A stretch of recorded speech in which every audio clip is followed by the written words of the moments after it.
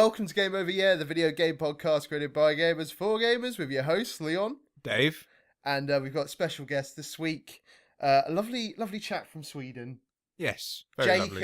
Jakob from Cavelight Entertainment to talk about his game, Velocity Steam. Welcome, Jakob. Thank you. Greetings from Skövde. From where? Sorry, from where? Yeah, repeat. Skövde. It's sort of between Gothenburg and Stockholm. Oh, okay. Skövde. I'm not even going to try and attempt to say that.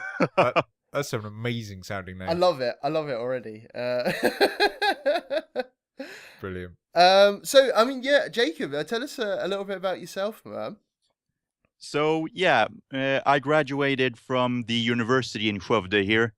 It's got a major game education program. And, essentially, I started Cavelight Entertainment with a bunch of friends. We participated in Dare to be Digital in 2011, where we presented our concept for Velocity Stream. And at that point, Velocity Stream and Cavelight moved on to the second stage. We were one of, I believe, 6 teams which were interviewed in Oslo.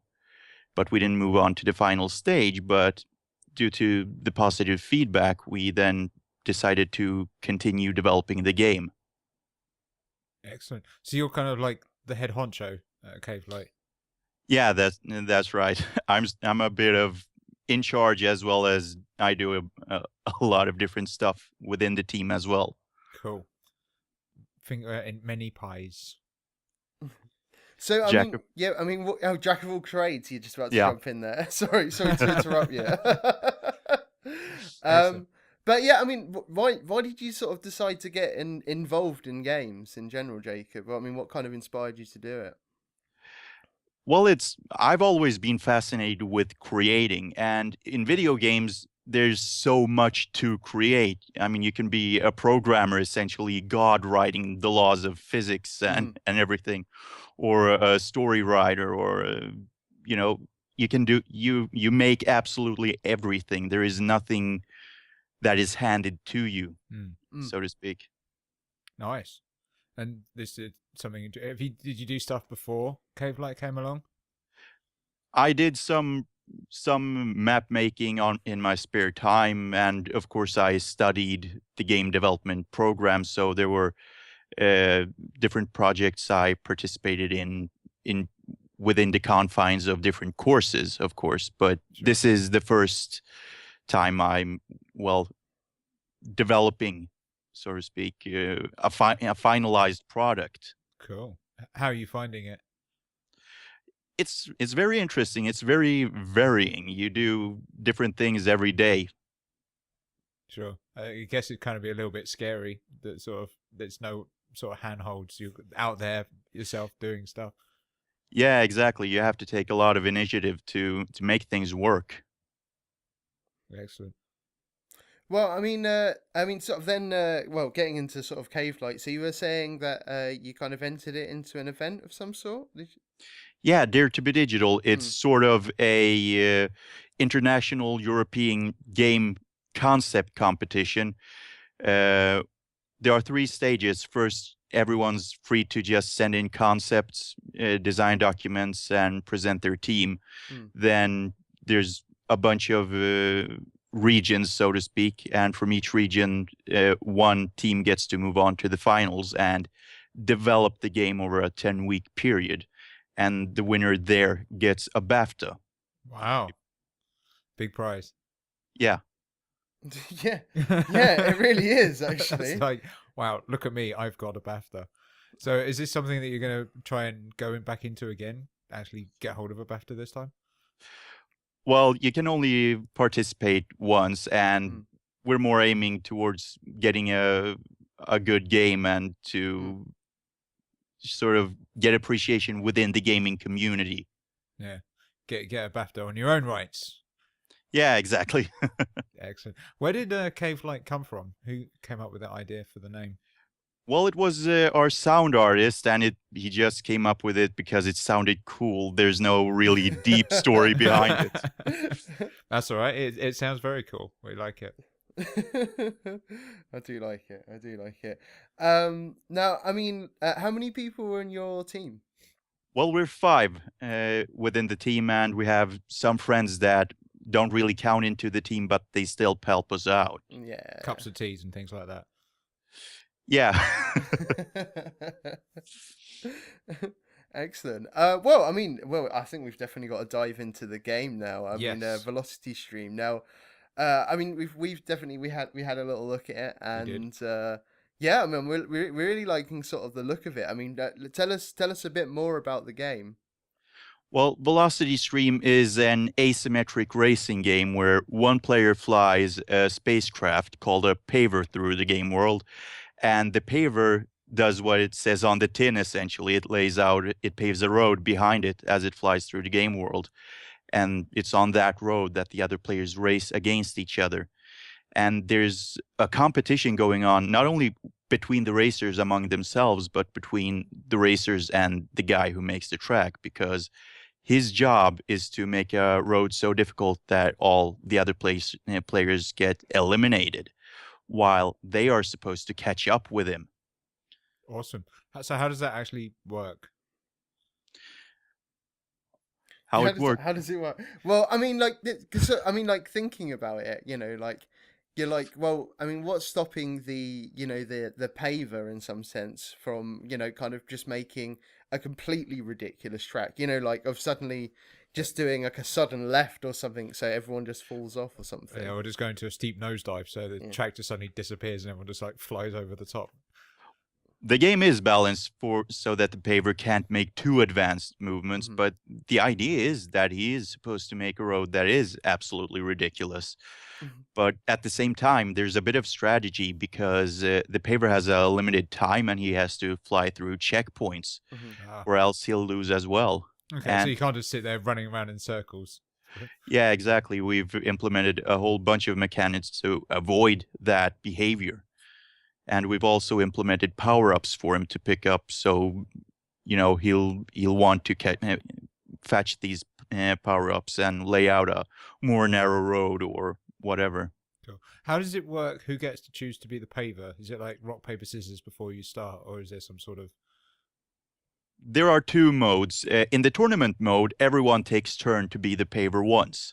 Mhm. While in single race, it's randomized, although we're thinking of implementing a sort of volunteer mode so that people who like being the paver get a higher probability to be the paver, Sure. while people who don't want to be, they're less likely to play as the paver. Okay, so it's not like the case of the first person to catch up the paver becomes the paver in the next round. No, no. Nice. Yeah, we were just looking at some of the features that it has, and there was zero track memorization. Well, I mean, technically that's true because of the fact that someone's going to be paving the way, as you say, in some sense. So I get, yeah, so it means that it's different each time.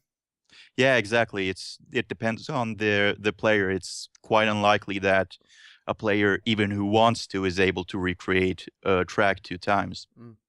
Yeah. Right. Is it going to be like different themes as well? So it would be like one time it would be like a sort of underwater fly around area, and one's like over a forest area, or is it going to be sort of the same sort of location each time?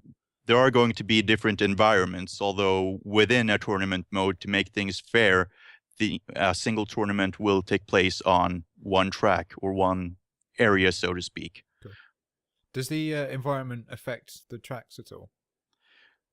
Well, it does in the fact that the paver has to avoid the obstacles in the environment to catch the checkpoints and power-ups without flying into skyscrapers or flying into mountain walls.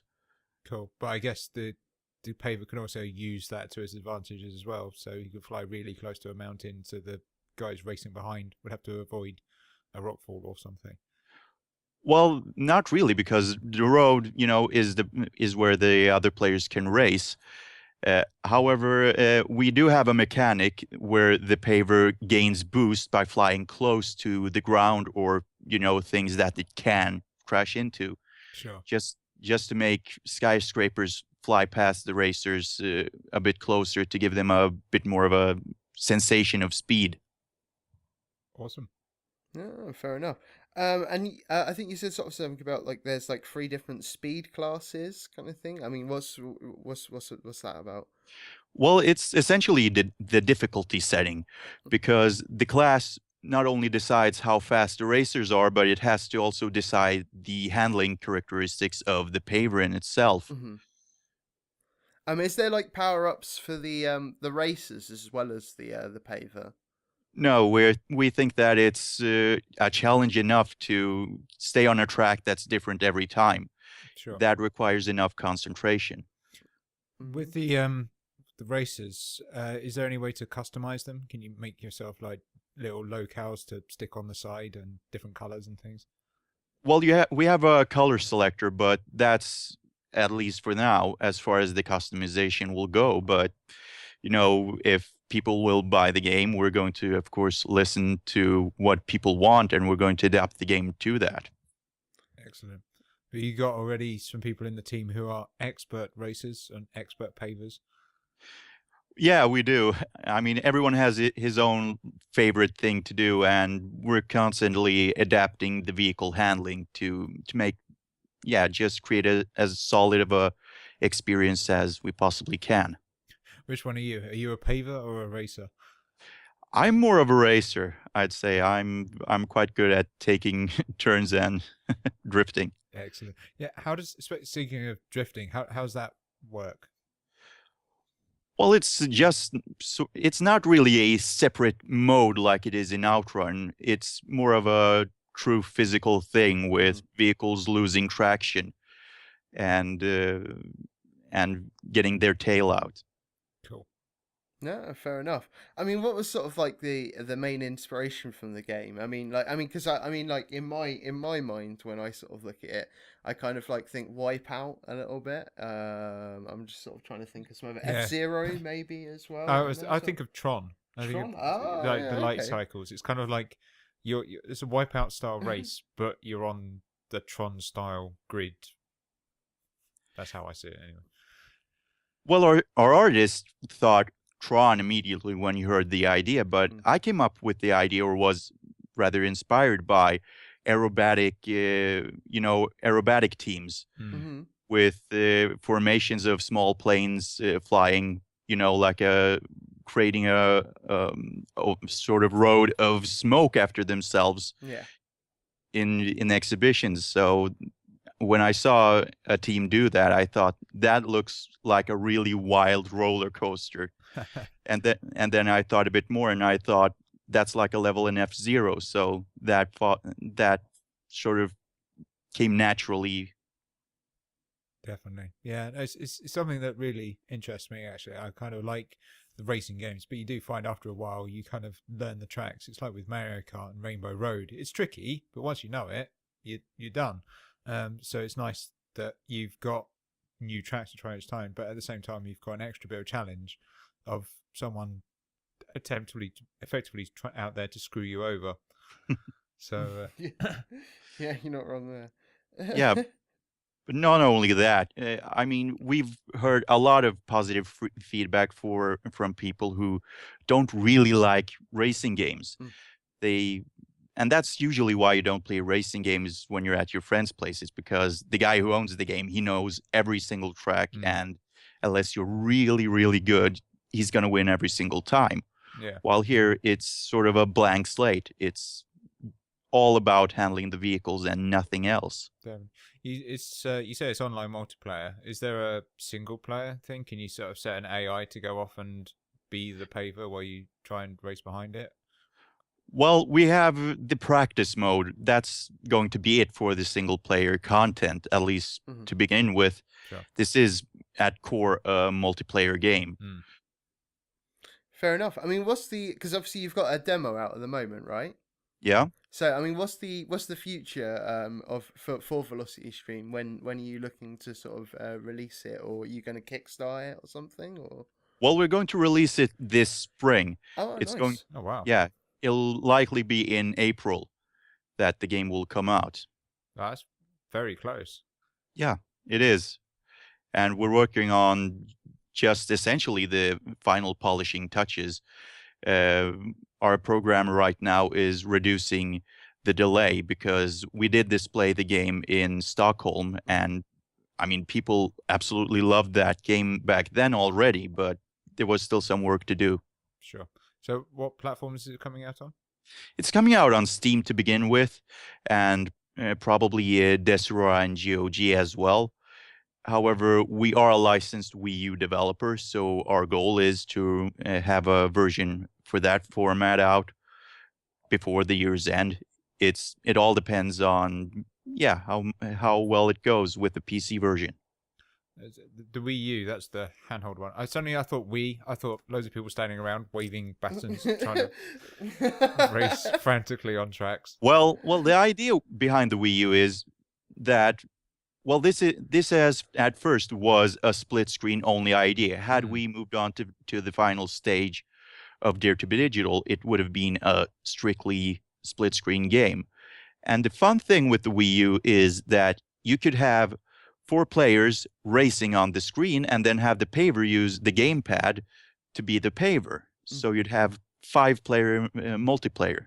Yeah. And we believe that would be quite an excellent experience. Yeah, definitely. Yeah, 100%. You had another game, Love Tender? Yeah, that's right. It came out for iOS a couple of years ago, just a couple of days prior to Valentine's Day. It wasn't a massive commercial success. I mean, the mobile market is quite difficult, quite crammed at the moment. Yeah. So what was that one all about? Was that a Well, completely different idea? Yeah, that was completely different. It was a puzzle game where you play as a bartender who pushes shy singles out onto the dance floor to meet the love of their life. Amazing. I like it. Where did that come from, man? Well, at first it started as a simple game maker prototype, and everything was just simple geometric shapes. There was no thought behind what was supposed to be what. And one of us made an offensive joke that because there was the bad guys in the final game have gravity on them, so the singles sort of gravitate towards them, and you have to compensate for that. And at first, one of our programmers made a really offensive joke about it being a fat person that's so fat that he has gravity, and we thought, nah, that's no, we're not going to do that. Awesome. Obviously, now you're going to be pushing Velocity Stream out sort of April time. What's the plan after that? Well, it's to add more content to the game. We have additional levels and racers in the works, and we'll see what we'll do after that. Probably extra DLC, extra content, just make the game all it can be. Awesome. Nice. I mean, and it's good that you've kind of got that in mind as well. You know, the fact that that you are sort of thinking that there is definitely a future in this game. You're like, yeah, we're gonna put all of this extra content in. I mean, that's definitely what the gamer wants at the end of the day. Yeah, absolutely. I mean, I'm personally very inspired by the guys behind both Payday 2 and Wargame. Those guys give away lots of free post-release DLC. So we sort of see them as a bit of role models, essentially. Yeah. Cool. What's the community like for the game? Well, we're hearing a lot of positive things, especially from people who have tried the game out. But on the other hand, a lot of people don't really understand it before they've played it. So that's something we're working on. Sure. So a basic tutorial. Yeah, exactly. No, fair enough, man. Fair enough. Well, I think we need to dive into some more games, my man, and we need to find out what you've been playing this week, Jacob. Well, I definitely play a lot of war game. I believe it's called Dragon Rising or Red Dragon. Well, definitely that franchise, because, like I said, there's so much content in there, and they're very generous with additional content. But beyond that, the last full game sort of mainstream game I played was South Park: The Stick of Truth. Oh yeah. Oh yes. How did you find it? I found it to be great. A bit short for an RPG. I mean, from an RPG, you traditionally expect like 40 hours of gameplay or something. Yeah. Definitely. I mean, like the thing is, I remember when I played through that game, I was sort of like, it's a really fun game. I really loved all of the jokes and everything like that. And you're right, it's short, and I can't really see any replay value in that game. Wasn't there a couple of points where you could pick one or the other option? So it was kind of like if you played it again, you would then pick the other choice. Or was it kind of a point where you realized if you played it through again, you just get all the same jokes again? Well, there are things I know that you can only get in quests. I mean, if you want all the Shin Pokemon, Yeah. you have to and get. I played it all the way through, finished all the quests I could, but I didn't have all the Shin Pokemon, and I didn't have.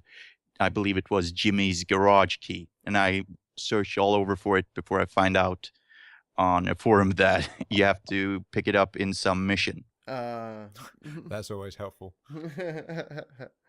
I mean, like, yeah, it's definitely a fun game though, and you know, I'm glad that they finally did kind of get round to getting it out, because it did take a while for them to get it out. Well, hopefully they're working on an expansion or a sequel.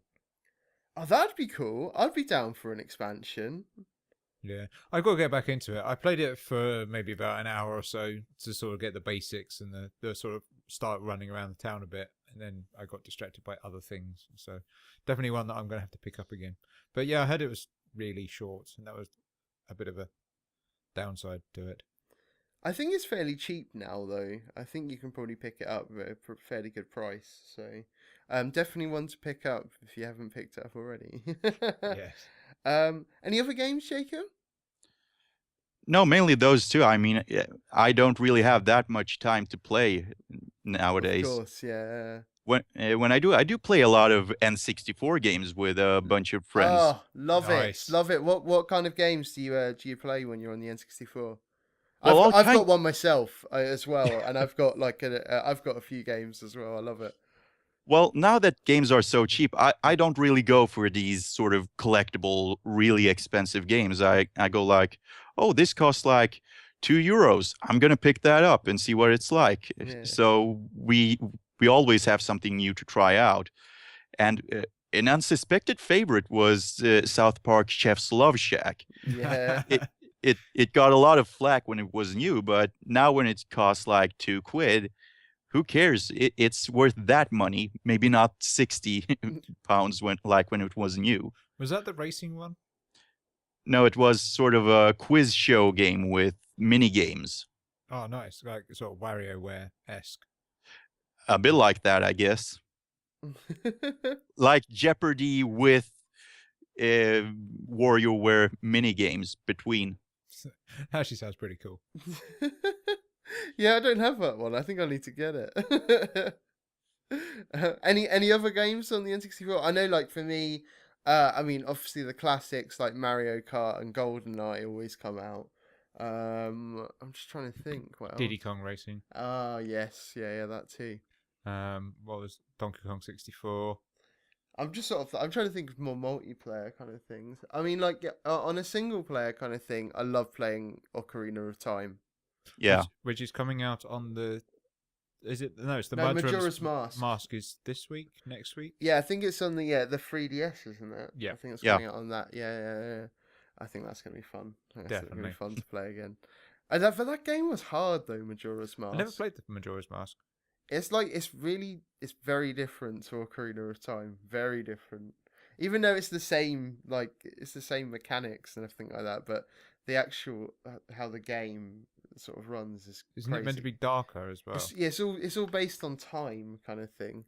So you have to do things at certain points in the day and stuff like that, and you have to do it. Isn't it like a 3-day cycle or something like that? I'm not sure. It's nuts that game. We will find out in either this week or next week when it comes back out on the 3DS. Just thinking about other games. Evolve, that's coming out, isn't it? That's coming out this week. Yeah, I looked at their website. They've got some really cheesy ass trailer, which is like a bunch of teenagers running through the woods and Insert here.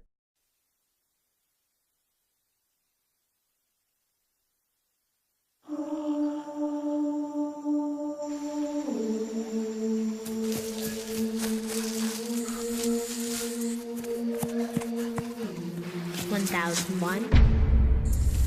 $1,002, $1,003, $1,004. Ready or not, here we come.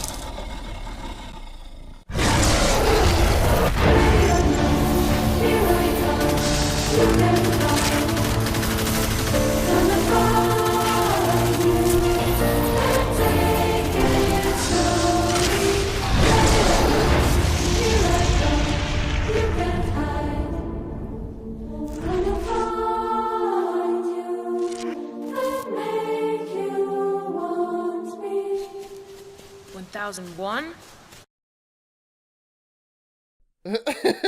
Yeah, trailer here. And then there's another. There's a group of 4 teenagers running through the woods, and then there's one teenager running away, and you get the impression that these 4 teenagers are chasing him, and then suddenly the one teenager morphs into the big evil evolved beast, and then it sort of morphs into gameplay for about a second, and then it just repeats, and you're just watching it going, yeah, I'm getting nothing about the game from this. I think it's probably like the kids of the guys who made the website. It was just like, yeah, we'll just shoehorn them in, get them in 15 minutes of fame. You're so cynical, Dave. I So know. cynical. Like, I mean, like the thing is like with Evolve, I can see its market, and like the fact of that, you know, that you can play as just a normal player, or you can play as like kind of the beast kind of player. And you know, I can definitely see the appeal. I know, like my brother Shane, for example, he is all over that game, and he loves being the beast kind of thing, because he likes being able to sort of like level up the beast to be able to just then go and like demolish the team. And yeah, no, he's really got into it kind of thing when like the beta was out. So Cool. I know he's going to be all over it. So I'm Haven't going to they ask him done a loads lot about of it. work though since the beta? Because there was a lot Yeah. of glaring issues, They have, balancing yeah. problems, and all sorts. They have, yeah. No, they were like, yeah, no, we've definitely got to take a look at this. Yeah. But I mean, like for me, it's not really. I don't think it's a game for me. It's kind of like, you know, that Left 4 Dead kind of vibe, and I think it's it's because not really my vibe either. the popularity of Left 4 Dead, and this is just the next level, is the fact that Left 4 Dead has evolved into Evolve. Ho, ho! Yeah, enough of that. Hunts for days. So what do you think of Evolve, Jacob? Well, I haven't really followed it that much. I think it looks interesting, but I don't really get anything special out of it right now. Yeah. I know what you mean, and I think that's the problem. I mean, because of the fact of that, well, you know, it's a core multiplayer game. I can't really see, you know, how they would do anything single player on that kind of thing. It wouldn't make sense. Yeah. And like the fact of that, you know, anyone could be the beast in some sense. So in other words, I think there'd be some form of matchmaking kind of thing to be able to make that happen, get everyone together. I'm just sort of like, you know, like how annoying could it be if you didn't want to be the beast? You know, I think is it's there also- something to if you can opt out kind of thing if you wanted to do that? Is there none of that already in there? I don't know. I don't know. That's why I'm sort of like I'm discussing, sort of going. Is there, you know, is there things that could make it more interesting that kind of Yeah, I bring think me in? the problem is that it's sort of marketed and aimed at a very niche market, even though the market's probably quite big. For anyone that isn't part of that collective, there isn't really anything that stands out and goes, you must get this. I mean, things like Titanfall and Destiny and certain sense Battlefield, it was kind of like, this is big and crazy and people who are into those games already will love it, but there's stuff there that will probably interest other people. And I don't think there's any of that evolve, which could probably damage them numbers wise, maybe. I think also it could be end up quite frustrating that it still, the balancing problems is if you go, I want to be the beast, I want to fuck shit up, I'm going to completely wreck you, and go in expecting to be Godzilla within about 5 minutes, and then suddenly getting killed all over the time from all over the place because how the hunters are just so much better that people are going to be like, well, I don't want to be the beast anymore, screw you, it's not fun. That could also potentially happen, but then again, that's just me being cynical. Exactly. I mean, maybe we're just, you know, we're just not part of the market for this game, obviously. So, I'm sure it's going to do really well as well. I really do think it is going to do well. I mean, I've seen a lot of hype about the game, seen a lot of people excited about it. So I hope it does do well because I think it will be the progressiveness from it. So it does well. So other people can look at it and go, that's really cool. It's done really well. I'm going to take it to the next level. And then we start seeing bigger things and better things down the line. There we go. yeah, for sure, man, for sure.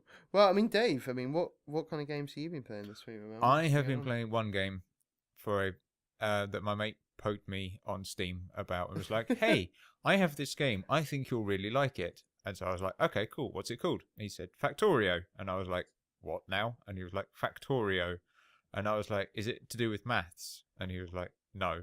So he sent me a link to the website and I looked at it and looked at the trailer. And it's kind of Minecraft, but isometric. You're a dude who gets crash lands on an alien planet armed with nothing but a stick, that you have to build up civilization. But the way you do it is that you build robots to do all the mining, and then from that you then build up little conveyor belts which then take the ore to build more robots to then build up more stuff to allow you to automate. And effectively you just end up building an army of machines that will, as effectively you build a factory, hence the name. But it's got such a hook that you suddenly like, I want to build this, and then you start building and you spend like 10-20 minutes or an hour goes by and you're still building, and then suddenly you realize, oh crap, it's not going to work because now I've got coal coming in, but this has now got stuck because I need to build another factory here, but I can't do it. So you then have to completely tear it all down and then rebuild, and suddenly an hour then turns into 6 hours, and you're just like, I just want to build cars, damn it. But it's awesome and incredibly addictive.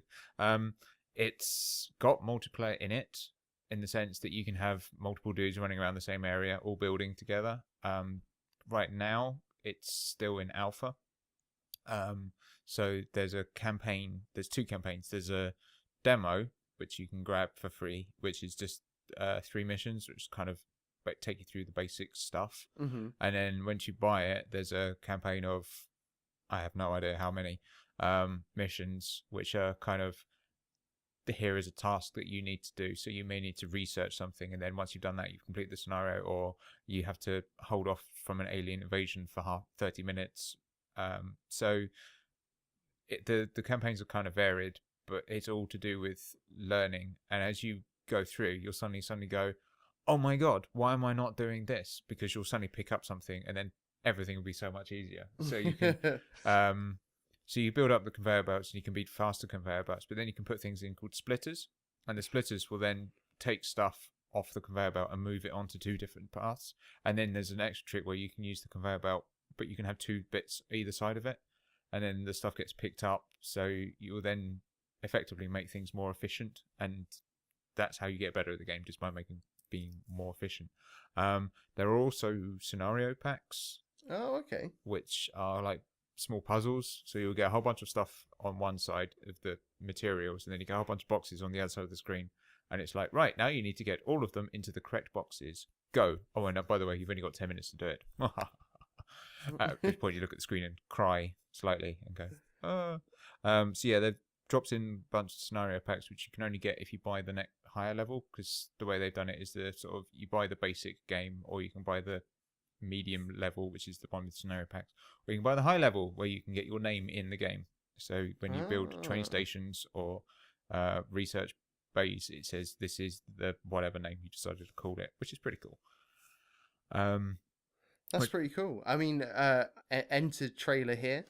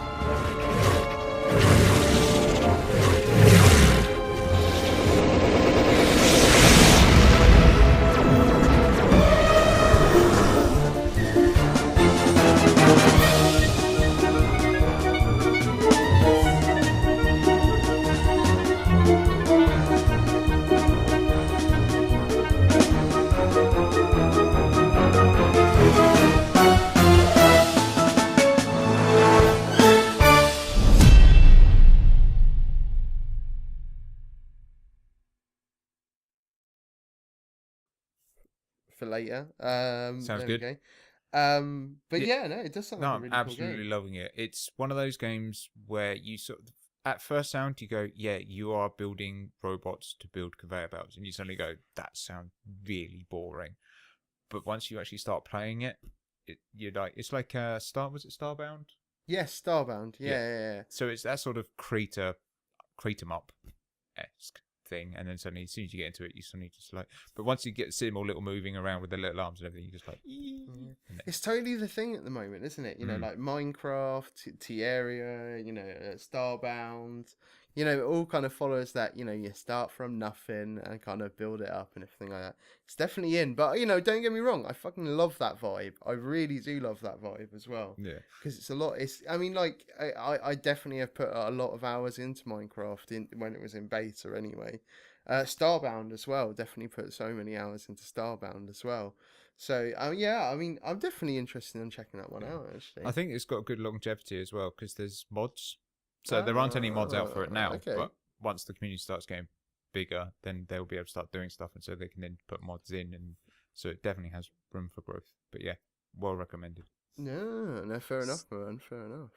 Sounds really interesting. How creative can you be within that game? I mean, it sounds like essentially Kerbal Space Program or something like that. There's a world editor, so if you really wanted to, you can go way back to basics and build your own maps, so you can set it up exactly how you want to. You start off with the core resources, which is coal, copper, iron, and crude oil, and you can effectively go from there, and you can build things like trains and cars and laser guns and space suit armor. So it doesn't get too crazy past that. There's sort of a definite finite stopping point once you go, I've researched on all the things and made all the things. So you can't go like, I'm going to build factory like skyscrapers and crazy buildings and things like that. I think you have walls. It's about as high tech building wise, but it's just more about building a working machine effectively. So, but you can pretty much place anything anywhere that you want to. So it's more like a puzzle, so to speak. Yeah. Nice, man. Anything else you want to throw out there? Or... No, that's pretty much taken up most of my time since I downloaded it last week, which I now have on my work PC, my laptop, and my home PC. Yeah, I it's think kind it of might be taking over his life. just a little bit. The other thing is if you buy the mid-level, you get the high-res backgrounds.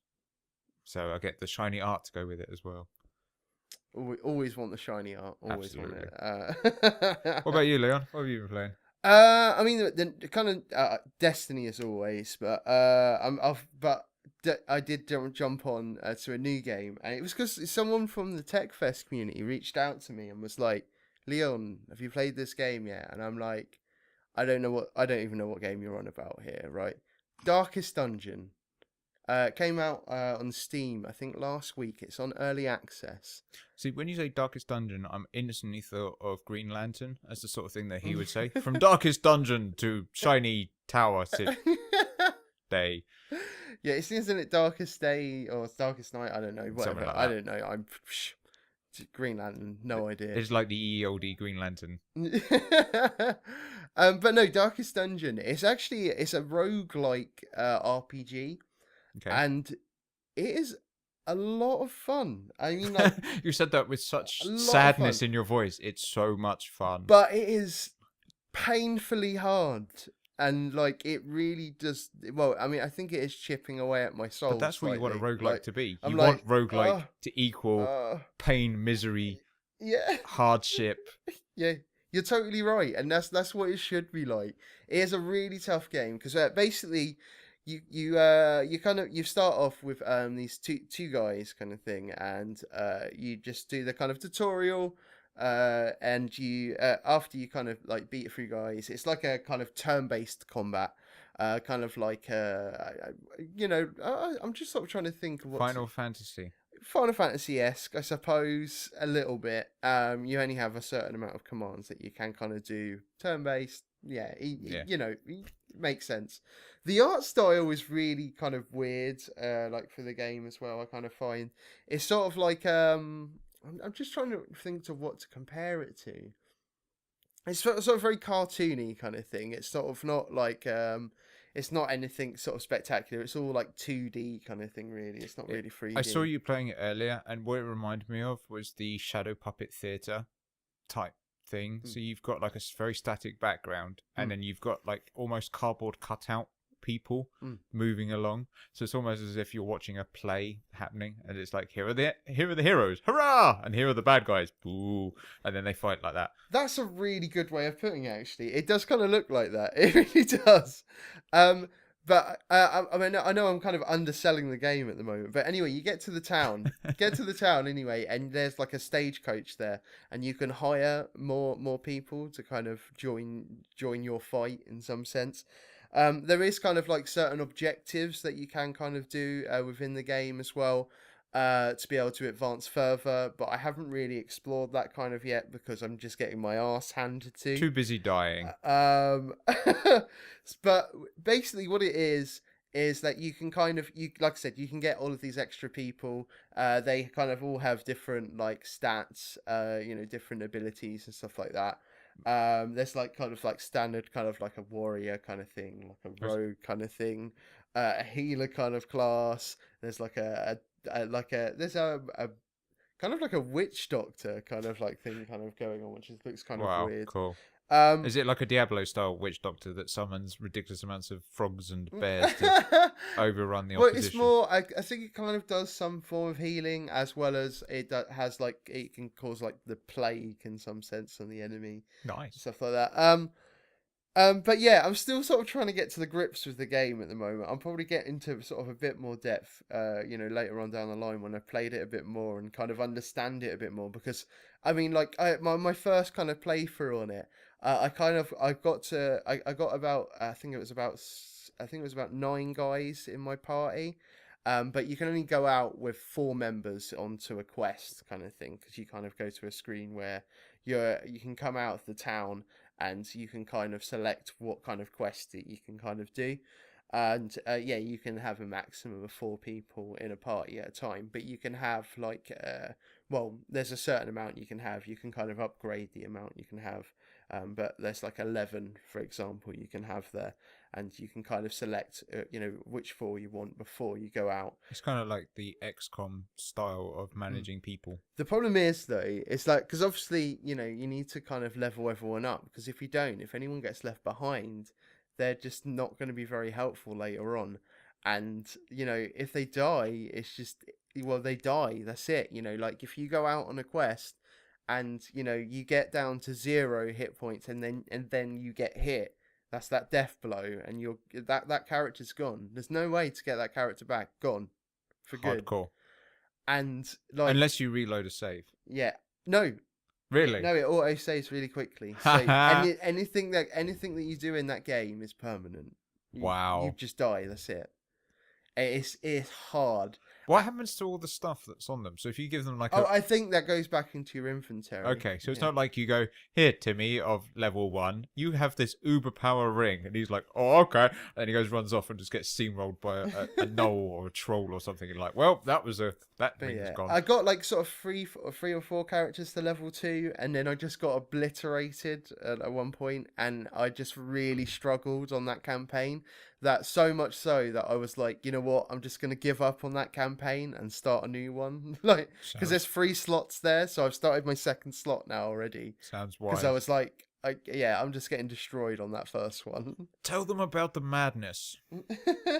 But the really cool thing about the game is that there's actually like this narration, which is it just sort of at really random moments kind of thing, which is like, it's just a really well-spoken man, and it just, I don't know, I just get so much enjoyment out of it.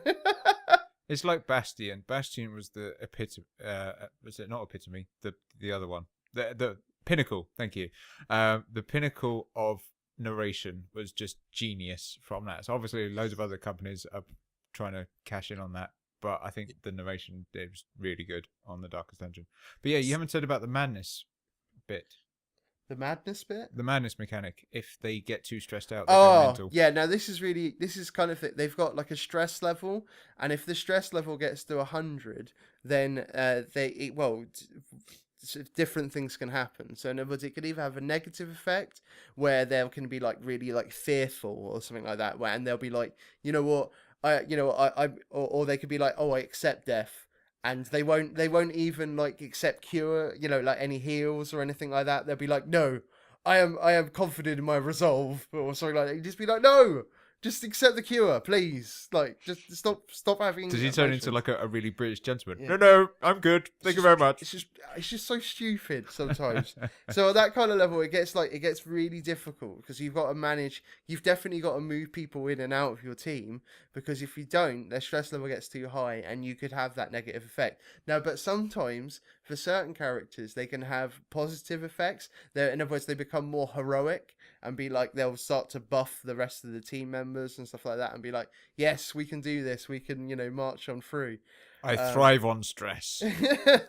But the way that you can kind of manage their stress and everything like that is from back in the town. There's like a church. There's also like a pub. Kind of thing, so you can pray, or there is a brothel as well. But because the thing is that's another interesting, because of the fact that all of the characters, or your team members have different character traits in some sense. In other words, you don't want to be sending like the healer, who's like sort of a very religious kind of person, to a brothel, because that's probably not going to relieve her stress. I'm sure it will. She'll get used to it. She'll come out as like some sort of dark cleric. So I mean, because like I said, everyone levels up. You can get more items. There's like abilities like that you can learn. You can only have like 4 abilities equipped at a time. There's also camping abilities as well. So in other words, so many when moving you camp parts. out on a quest kind of thing, you get like additional buffs also. So there's so much to the game that it's unbelievable. It takes a while to take it all in. It really does, and that's why I'll have to, get back to you and really tell you if I'm enjoying it at the moment. I mean, like I said, it's like chipping away Well, at it my sounds soul. like you're enjoying it. It's chipping away because I'm like, no, I've lost some of my key members, and it was just like it was heartbreaking, man. Do you actually pick the names for them? You can change their names if you want to. Oh man, yeah. that would be the really worst. It's like, oh, Guinevere, I called you. You're dead now. I feel the loss even greater. I definitely recommend picking it up. It's in early access at the moment on Steam. It's $14.99 at the moment on Steam. I think they are planning. I think this is a 6-month early release scheme that they're thinking about at the moment. They're going to be bringing it out on PS4 and PS Vita as well later on in the year. So it'll be interesting to see on how they kind of play out with that actually, Definitely. because it kind of works on PC in some sense because the fact that I can select everything. But I suppose I can do everything by short keys anyway. And I suppose as it's saying, you can only have 4 abilities equipped. I suppose they can have it on each button kind of thing. So I'm sure I they're suppose they can work it out. But well, they did it with Diablo. They did it really easy with Diablo, so I'm sure they will. But yeah, we do realize that we've both reviewed 2 highly involved, take up all your time games. Oh, and we're yeah. both recommending that you go get them. So for everyone out there, you should get both games and then just become a hermit. Yeah, just never go out again. just play those games. Definitely. And obviously, you've got to play Velocity Stream when it comes out. Obviously, make time for that. Well, you've got till April, so. Yeah, exactly. We're gonna make sure to make it everything it can be, so as many people as possible will spend as much time as possible playing it. Definitely. Excellent, man. Do either... Sorry. Give me all your time. Very true. Do either of those games sound interesting to you? Yeah, well, it does sound interesting. I do play XCOM, or I did play a lot of XCOM before Christmas, so it definitely sounds interesting with this micromanagement stuff. When you talked about the insanity, I almost thought it was going to be some kind of Eternal Darkness-like thing. Oh, that would be amazing. The thing is that sometimes you can, like, the negative effect with some characters, it can be permanent as well.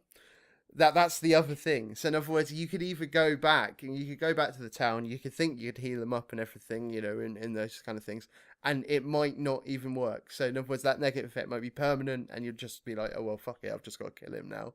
Like, oh, but they should totally bring you an Eternal Darkness style insanity effects. Like you go in and then all the monsters suddenly all their limbs fall off and then they revert back, or you lose. Yeah, your save. or they see themselves lying in a bathtub of blood and whatnot, or erased save files. Yeah, that was so mean. But the first time that happened to me, I was like, "Oh my god, no!" And then they pulled back and went, "Only joking." I was like, "Bastards!" So good. Yeah, I also found it a bit funny when you explained how you handle stress by getting them drunk. Yep, you can go and do that. Yep. Yeah, it's like how are we gonna prevent PTS? I know, get them freaking drunk out of their mind. Exactly, it works. Definitely. It definitely works. Become to alcoholics, people. Functioning alcoholics. That's Yes. what you got to be. Just like real life. If you get stressed, go to a whorehouse, get very drunk, and then go to a church and pray. Yeah, exactly. That's how it like works. because then they'll forgive you for your sins after all of that. That's what you've got to do, Yeah. and then you're on for a winner. Sound advice. The other, I mean, I suppose just quickly going back on Darkest Dungeon, there is you can upgrade like the pub and everything like that as well, so that you can kind of have more slots, so that you can have more people getting drunk or more people praying in some sense like that, as well as you can have it so that you can have more people, more choice of people to hire, as well as having more slots of people. So there is like so much sort of like upgrade potential as well. So in other words, if you really do get into the game and you don't lose so many of your key members very quickly, then you can get a lot of enjoyment out of the game. Nice. And I think there's a lot of playability for it for sure. Do you get a bouncer that throws the shy people into Yeah. No, I think that's just your mouse. Really. Yeah, it's just your cursor. Your cursor is just like I think it's just poke them or something with your cursor. Special Valentine's mode. Matchmaking. Oh, Valentine's. Yeah, let's try and ignore that one. Yeah, I mean, other than it's my birthday as well, so Happy birthday. yeah, my birthday's on Valentine's Day, people. So send your cards. But don't sign them. Yeah, don't sign them. Don't sign them. Leo loves getting just blank. Yeah, I cards. love blank cards. I'll just send them out to people again, So thanks, guys. The gift of passing on. Yeah. You like creepy people. Yeah, why not? Why not? Bring them on. But now you're just going to get cards of people going, "We're watching you. I like watching you." On the podcast. I know where you live, obviously, or you wouldn't get this card. Yeah. Amazing. Love it. Well, I think that probably about does it for us. Almost forgot the most important Oh, question. yeah, you know what? We did forget it for Chris last week, actually. No, we didn't. We asked him last week. No, we didn't. No. I thought we did. No, we didn't. Go on, do it. Crap. Do it. Okay, so Stag's not here, but if he was, he would ask you, what's the best thing you've eaten in the last 7 days? In the last 7 days. There we go. See that he likes to spring this one on people. That's what he does.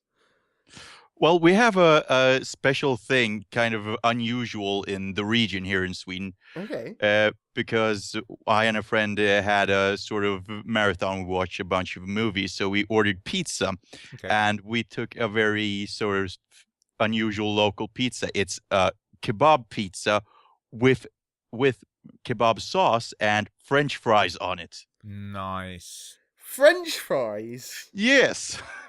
Love it. Like an entire kebab, platter or whatever you call it, kebab. Wow. Takeout on a pizza. I'm sold. Wasn't it? We had a crazy. guest a few weeks ago that had the same thing, but it was a curry pizza. Oh I remember the curry pizza. Yeah. See, this is it. The future of pizza is that you have the awesomeness of pizza, but then the extra awesomeness of other meals. Of another takeaway, like cuisine. There we Yeah. go. Fish and chips pizza.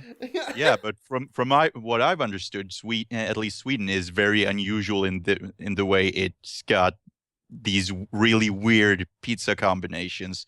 Definitely. I've also eaten once, or a friend of mine rather, but I saw it. It was a pizza with bananas, chicken curry, and peanuts. And wow. That does sound really odd. Yeah. Yeah. I'd definitely give it a go. I wouldn't say I'd eat the entire thing, but I'd definitely have a slice of that. Yeah. Is it Sweden that has the fish that smells really bad? Yeah, exactly. My dad got that from a friend, and he put it in the trunk, and a bit of it got out, and it smelled in that car for like 6 months afterwards. That's I'm not kidding. crazy. Have you ever had this fish? Have you ever tried it? No, I haven't. There you go. This is your task, your mission. You should now go forth and find said fish and eat it. Yes. And report back and let us know. There we go. Now we've got a Swedish correspondent now, so there we go. Perfect. It's all good. Well, anyway, Jacob, it's been a pleasure having you on the show, my man. Definitely. So I mean, where can we find all your stuff? Well, cavelight.se is our homepage, and there you can find our demo.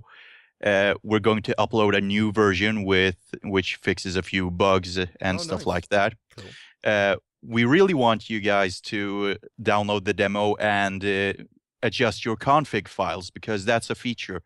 You can adjust the config to make the vehicles handle the way you like. So we want to know essentially what you want the vehicles to handle like. Okay. And also we're live on Greenlight, so please support our campaign there. Excellent. No. Do you have Twitter, Facebook? Yeah, we do. Twitter is at CavelightEnt.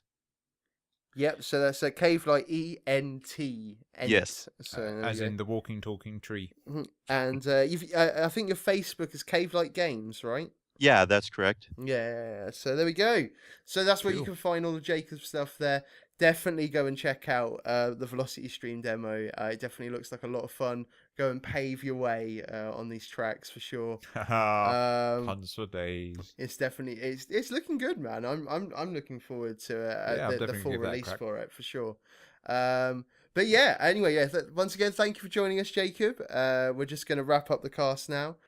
If you'd like to take part in our conversation, you can either post on our Facebook wall at facebook.com/GameOverYear. You can tweet us at GoVia. You can drop us an email at contactus@gameoveryear.net. Did you just say contact I us? did. You can contact our ass. Contact us. Oh my god. Oh man, we totally need that now as a new email address. I think that's in. That's staying in. That definitely has a And obviously the most important place is our website. Is gameoveryear.net. Absolutely. Thank you for joining us. We got to the end eventually. Until next time, Game over, yeah.